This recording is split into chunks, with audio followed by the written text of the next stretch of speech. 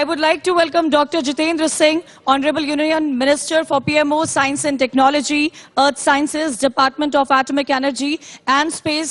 Please give a huge round of applause for Dr. Jitendra Singh. We'll be discussing about many things today on this मंच, India News के इस मंच पर कई अहम मुद्दों की चर्चा सुबह से ही लगातार हो रही है, चाहे वो राजनीतिक मुद्दे हो, अर्थव्यवस्था से जुड़े मुद्दे हो या फिर अब उन तमाम मुद्दों पर भी एक नजर डालेंगे जिसको लेकर राकेश आगे का सेशन स्टार्ट करेंगे। Rakesh, please go ahead. India news पर जिस तरह से मंच कार्यक्रम आगे बढ़ रहा है, हमारे साथ मोदी सरकार के ऐसे मंत्री जुड़ रहे हैं जो कि एक विभाग नहीं बल्कि इनके पास 6 विभाग है। हमारे साथ हैं डॉक्टर जितेंद्र सिंह। डॉक्टर साहब, अभी इंडिया न्यूज मंच का जो कार्यक्रम चल रहा है ये इसलिए और खास हो जाता है क्योंकि अभी आपका मंत्रालय गुड गवर्नेंस वीक मना रहा है और ऐसे में पहला प्रश्न पूछना इससे लाजमी है कि आखिरकार गुड गवर्नेंस जनता तक कितना पहुंची और क्या आने वाले समय के लिए योजनाएं क्या हैं? डॉक्टर साहब।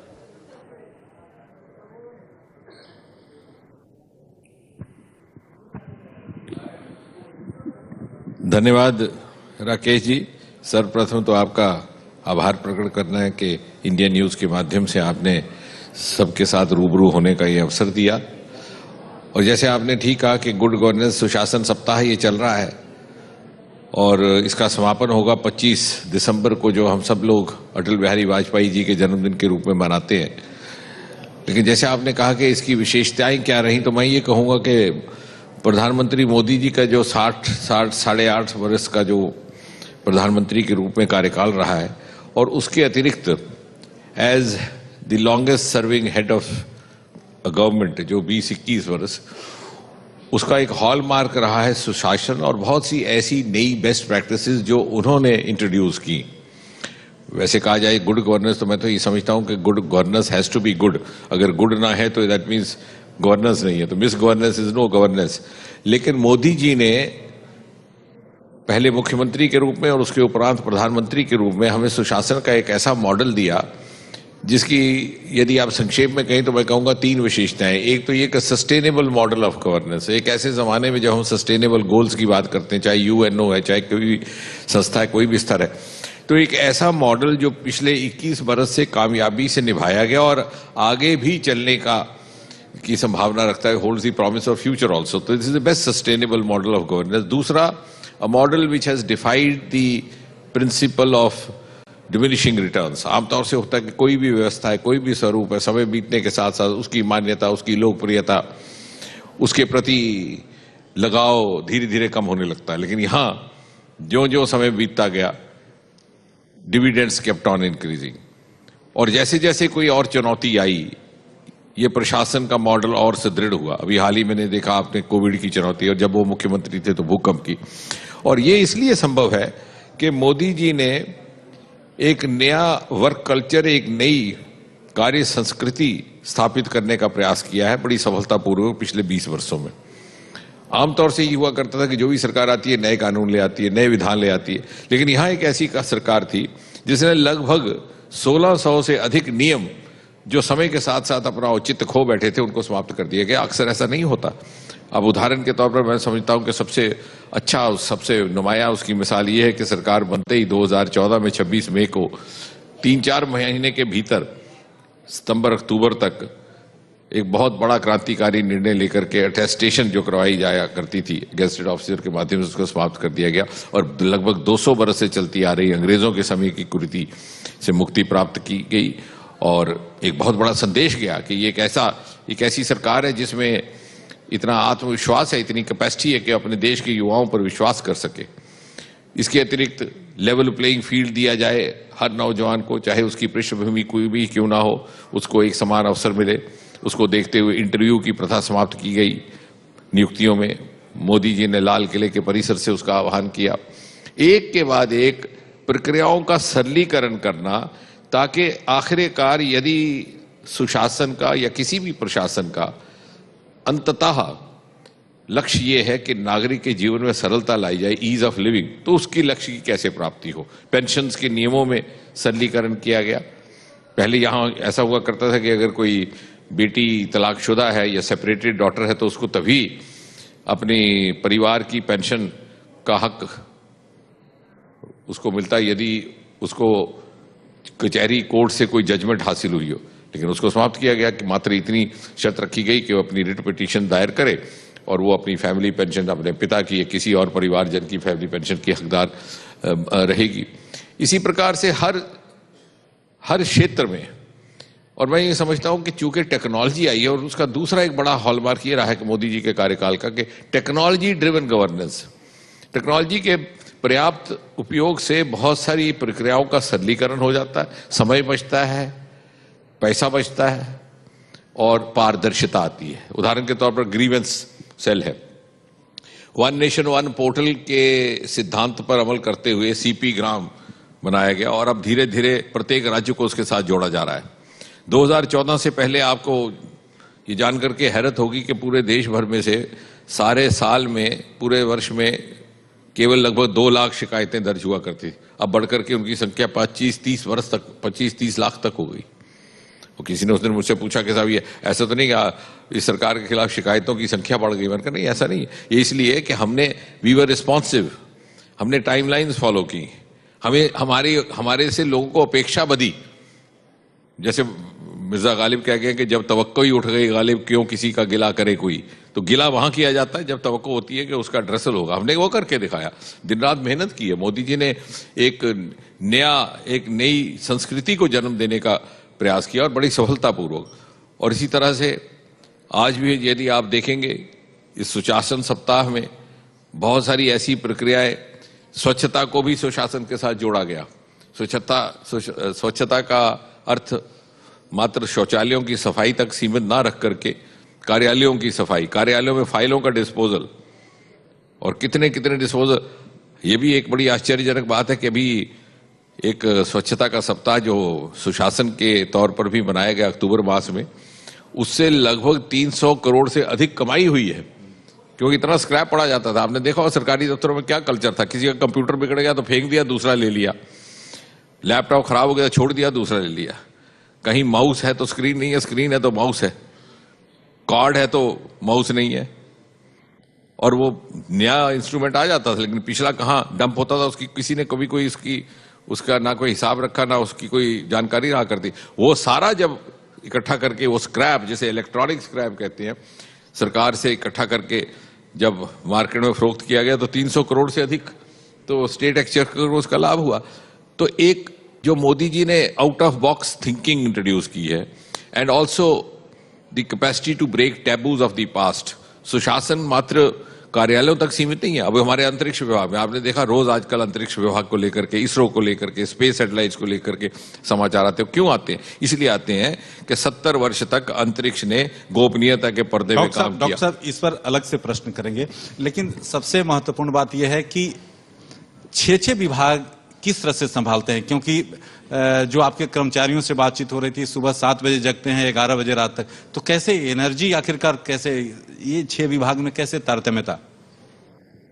ये तो इस प्रश्न का उत्तर तो बड़ा कठिन है वो तो, लेकिन ये है कि जब लगता है कि इस प्रकार की जिम्मेवारी दी गई तो किस प्रकार जब तक अपनी भरपूर ऊर्जा और अपनी क्षमता के अनुकूल उसको निभाया जाए, वो प्रयास रहता है। मैं 2-3 ऑफिस में भी घूमता हूँ दिन भर में, और हमने और कोई पास टाइम रखा नहीं है, ना अवकाश, ना छुट्टी, ना संडे, ना मंडे। तो ये बीच में आप ही के साथ जो 2 मिनट बैठा हुआ तो ये हमारी रिलैक्सेशन हो गई, उसके बाद फिर से काम पे चले जाएंगे। डॉक्टर साहब, आपके पास स्पेस डिपार्टमेंट भी है।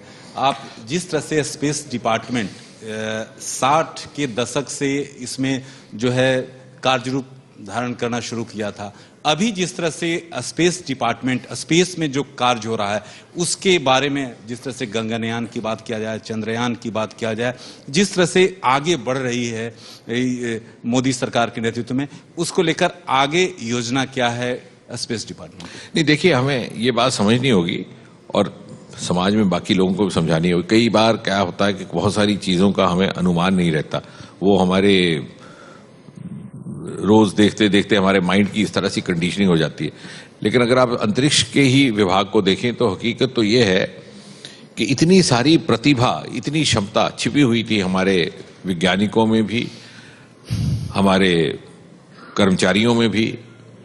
अब जब साराभाई ने अंतरिक्ष का कार्यक्रम प्रारंभ किया 1950 के दशक में, लेट 50s में, वो एक ऐसा समय था जबकि अमेरिका और सोवियत यूनियन चांद की धरती पर अपना आदमी उतारने की तैयारी कर रहे थे और हम गीत गाते थे चंदा मामा दूर के। तो आप अनुमान लगाइए कितनी तीव्र गति से ये यात्रा आगे बढ़ी है, और इतने सारे साधन भी नहीं थे, इतना सरकारों में भी उसको प्राथमिकता नहीं दी जा रही थी जिस प्रकार से मोदी जी ने दी है। उसके बावजूद हमारे वैज्ञानिकों में प्रतिभा थी, आंखों में सितारे थे, बाईसाइकिल के कैरियर पर उठा करके रॉकेट ले जाया करते थे साराभाई। एक ऐसा दौर गुजरा, और आज एक ऐसा दौर है कि विदेशी सैटेलाइट हमारे यहाँ से लॉन्च हो रहे हैं। लगभग 200 मिलियन से अधिक यूरो कमाए गए हैं फॉरेन सैटेलाइट से, जिसमें से लगभग 195-97 मिलियन यूरो तो मात्र इन 8-8.5 वर्षों में मोदी जी के कार्यकाल में। तो ये इसलिए हुआ कि जैसे मैंने कहा कि मोदी जी ने रास्ते हमवार किए, काम करने की स्वतंत्रता दी, किस प्रकार से हर व्यक्ति की प्रतिभा को पूरा उसको एक्सपोजर, उसका आउटलेट मिले, उसके एक साधन जुटाए। ये गोपनीयता की पर्दे से हटा करके इसको प्राइवेट सेक्टर के लिए खोल दिया गया। मात्र 2-3 साल पहले, जैसे मीडिया ने कहा, अनलॉकिंग ऑफ द स्पेस हुआ, और आज 3 वर्ष के भीतर परिणाम यह है कि हमारे पास 110 से अधिक स्टार्टअप्स हैं। और भी आपने पिछले दिनों समाचारों में आपने भी दर्शाया किस प्रकार स्काई रूट, वो 2 नौजवानों ने वो बना करके रॉकेट भेजे, वो प्राइवेट रॉकेट्स हैं, और अब वो प्राइवेट सैटेलाइट्स भी भेज रहे हैं। तो ये जो छिपी हुई प्रतिभा थी, मैं तो कहूंगा the talent which was waiting to be explored, उसको मौका दिया मोदी जी ने। ये सुशासन से भी जुड़ता है और हमारी प्रतिभा से भी जुड़ता है। और आज यही कारण है कि भारत के प्रतिभा का और स्पेस टेक्नोलॉजी का, हमारा जो त्रिवेंद्रम का इंस्टीट्यूट है स्पेस का, अधिकतर वहां से जो हमारे बच्चे निकल करके आ रहे हैं वो नासा में उनको काम पे लगाया जा रहा है। वो तो उससे आप एक अनुमान लगा सकते हैं कि किस प्रकार की मान्यता है हमारे यहाँ के साइंटिफिक ब्रेन्स की और स्पेस साइंटिस्ट। डॉक्टर साहब, सभी लोगों के मन में, देशवासियों की जो आशंकाएं हैं नई अंतरिक्ष नीति को लेकर, ये नई अंतरिक्ष नीति में है क्या क्या? नहीं, ऐसा है कि ये जो बातें हम कर रहे हैं ये भी उसी नीति का हिस्सा है। अभी विधिवत नीति तो इस प्रकार से अभी कोई आई नहीं, लेकिन जिस प्रकार से 60-70 बरस किसी को मालूम नहीं था श्रीहरिकोटा कहाँ है। कभी कभार किसी अखबार के रिमोट कॉलम में अंदर एक छोटी सी खबर आ जाती कि साहब श्रीहरिकोटा से एक रॉकेट लॉन्च हुआ, किसी को ये भी नहीं मालूम था कि कहाँ है। क्योंकि आपने एक तरफ हम नागरिक भागीदारी की बात करते हैं, दूसरी तरफ हम कहते हैं ग्लोबल बेंचमार्क्स की, तीसरी तरफ हम कहते हैं कि भारत शिखर पर पहुंचेगा। तो अगर हमने ग्लोबल बेंचमार्क्स के ऊपर पूरा उतरना है, ग्लोबल कंपटीशन में उतरना है, तो हमारे global challenge we have to act like a global country. वो बात मोदी जी ने की, उन्होंने अंतरिक्ष को खोल दिया। आज वहां एक PSU बनी है, इन स्पेस, जो फैसिलिटेट करती है प्राइवेट सेक्टर्स को। ये नई नीतियों का ही हिस्सा है। इसी प्रकार स्पेस टेक्नोलॉजी को दूसरे सेक्टर्स में उपयोग में लाना, मात्र रॉकेट तक सीमित नहीं करना, ये भी उसी नीति का हिस्सा है। आज स्मार्ट सिटीज हैं, रोड्स हैं, रेलवे क्रॉसिंग्स हैं, कितने सारे एक्सीडेंट हुआ करते थे, लेकिन स्पेस टेक्नोलॉजी के माध्यम से आज आप पता लगा सकते हैं कि 10-15 किलोमीटर के दूर पर कोई पोटेंशियल ऑब्स्ट्रक्टिंग ऑब्जेक्ट तो नहीं है, तो ड्राइवर उसको ब्रेक लगा के रोक सकता है। तो हर सेक्टर में इसको लाना। अभी हाल ही में स्वामित्व कार्यक्रम मोदी जी के ही प्रयास से प्रारंभ हुआ, जिससे कि पंचायतों की मैपिंग, पहले वो लंबी लंबी दूरबीन करके होता था, बरसों गुजर जाते थे, इतना समय भी लगता, मैन पावर लगती। आज स्पेस टेक्नोलॉजी के माध्यम से, उसमें स्पेस टेक्नोलॉजी भी है, उसमें रडार भी है और उसमें ड्रोन भी है, और ड्रोन भी इसी के साथ जुड़ता है। पहले ड्रोन के ऊपर भी अनावश्यक पाबंदियां थी, आज ड्रोन के गाइडलाइंस को सरलीकरण कर दिया गया है। कुछ एक ऐसे जोन है जहां आप बिना परमिशन के जोन की मैपिंग कर सकते हैं, कुछ एक ऐसे रेड, येलो, ग्रीन, इस प्रकार के श्रेणियां बना दी गई। तो कहने का तात्पर्य कि ये जितनी भी, चाहे आप उसे नीति कहें, चाहे गाइडलाइंस कहें, चाहे रिफॉर्म्स कहें, ये इसी मकसद को लेकर के बनाने का प्रयास हो रहा है कि इसका अधिक से अधिक लाभ हो हर सेक्टर में, हर क्षेत्र में, और नागरिक के जीवन में किसी न किसी प्रकार की सुविधा लाने का काम हो। अच्छा डॉक्टर साहब, आप जम्मू कश्मीर से आते हैं और जम्मू कश्मीर में चुनाव होने वाले हैं।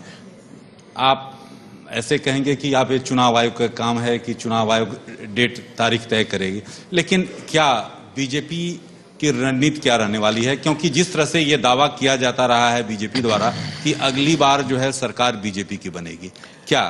नहीं, देखिए, एक सभ्य नागरिक होने के नाते आज भी मेरा वही उत्तर होगा कि कब चुनाव होगा उसका निर्णय तो चुनाव समिति ही करेगी, इलेक्शन कमीशन। लेकिन हाँ, भारतीय जनता पार्टी के कार्यकर्ता होने के नाते मैं इतनी बात आपसे अवश्य कह सकता हूं कि भारतीय जनता पार्टी 24/7/365 पार्टी है। कोई भी चुनाव हो, किसी भी स्तर का हो, पंचायत का हो, विधानसभा का हो, लोकसभा का हो, हम हर समय तैयार है। हमारा कार्यकर्ता इतना सक्षम है, इतना शिक्षित प्रशिक्षित, तो सोए हुए भी जगाए तो वो चुनाव के अभियान पर निकल पड़ता है। और आपने देखा होगा हमारी कार्यशैली, अगर आज किसी राज्य में चुनाव संपन्न होता है तो उसी दिन सायंकाल को हमारे राष्ट्रीय अध्यक्ष साल भर बाद होने वाले अगले राज्य के चुनाव की समीक्षा प्रारंभ कर देते।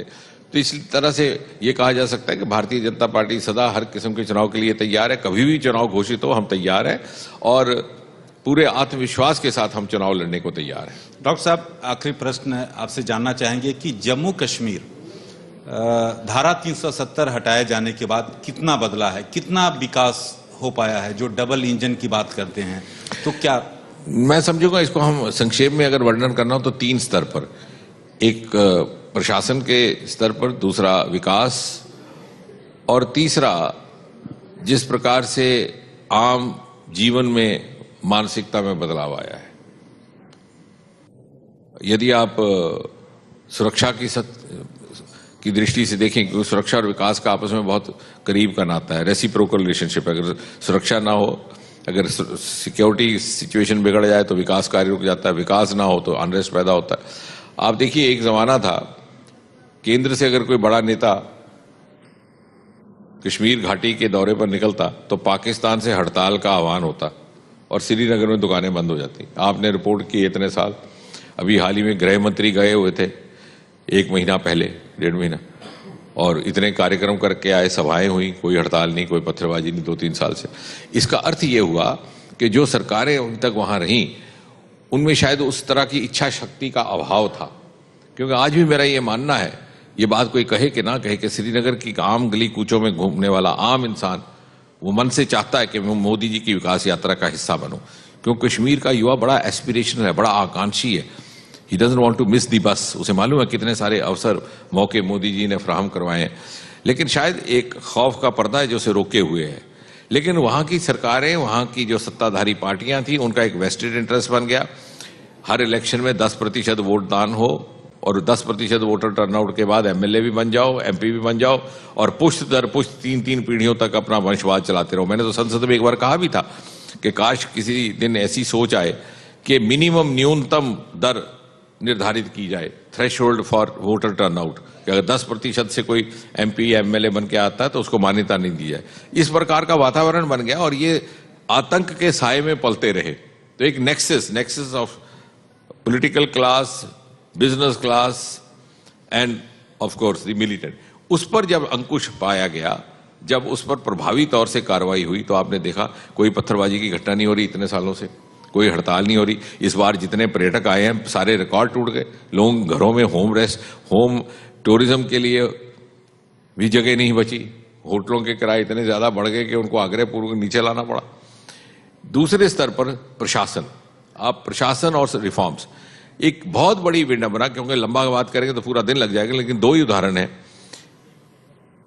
70 वर्ष तक एक ऐसा वर्ग था नागरिकों का, समाज का, जिसे वोट देने का अधिकार नहीं था, जिसे नागरिकता का अधिकार नहीं था। और जानते हैं वो कौन सा वर्ग था? जो 1947 में बंटवारे के बाद पाकिस्तान से यहां आए थे। और ये वो वर्ग था, जो अक्सर बात चूक जाती है, जिसमें से 2 सदस्य भारत के प्रधानमंत्री बने। डॉक्टर मनमोहन सिंह जी जेलम से आए थे, इंद्र कुमार गुजराल जी गवर्नमेंट कॉलेज लाहौर के ग्रेजुएट थे, वो भारत के प्रधानमंत्री बने। लेकिन उन्हीं के कुछ एक साथी जो जाकर के जम्मू में बस गए, जम्मू कश्मीर में, उनको नागरिकता का अधिकार भी नहीं, उनको वोट देने का अधिकार भी नहीं।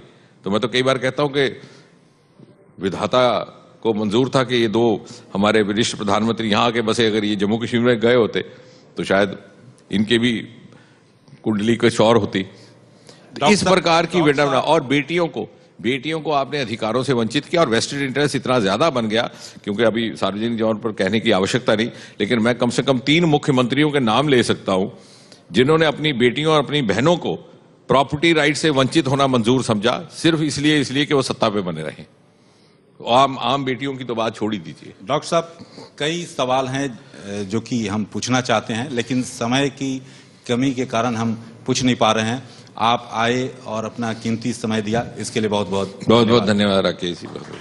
Thank you so much, Dr. Jitendra Singh and Rakesh Singh for this insightful session. And now, सुबह से ही इंडिया न्यूज के मंच पर हमने राजनीति की बात की है, अर्थव्यवस्था की बात की है, अब बात साइंस एंड टेक्नोलॉजी की भी हुई।